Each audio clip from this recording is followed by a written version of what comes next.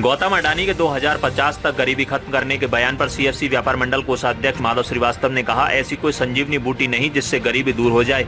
आपको बता दें कि भारत के सबसे अमीर व्यक्ति गौतम अडानी ने अनुमान लगाया है कि 2050 तक भारतीय अर्थव्यवस्था में करीब 50 खरब डॉलर की वृद्धि हो जाएगी।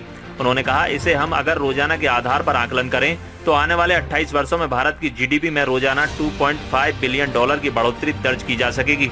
मुझे यह भी लगता है कि इस दौरान हम हर प्रकार की गरीबी को खत्म कर देंगे। उनके इस बयान पर सीएफसी व्यापार मंडल के कोषाध्यक्ष माधव श्रीवास्तव ने क्या कहा, आप खुद सुने। गौतम अडानी जी हैं भारत के नंबर 1 बिजनेसमैन और रिचेस्ट पर्सन है।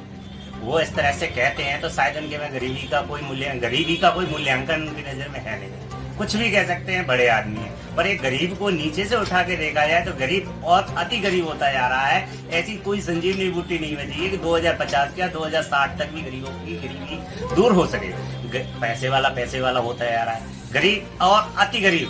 जो आज जीडीपी दर भारत की है और महंगाई जिस तरह से चरम सीमा पर है, उससे हमको तो नहीं लगता है कि 2050 तक या 2060 तक गरीबी दूर होगी। हाँ, गरीबता के कारण ही दूर हो जाए वो बात अलग है, पर गरीबी खत्म होना मुमकिन तो नहीं है।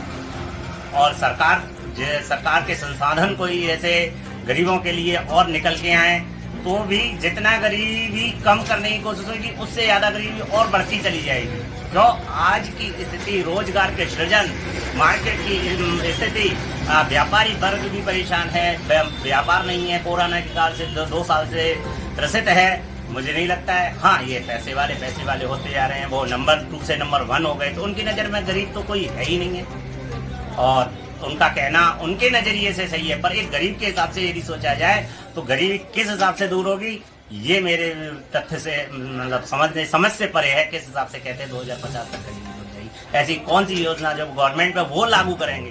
गवर्नमेंट का कोई पर्सन कहता है समझ में आ सकती है, पर एक व्यापारी जो कहते हैं कि गरीबी 2050 तक दूर हो जाएगी, ये समझ से बिल्कुल ही परे है।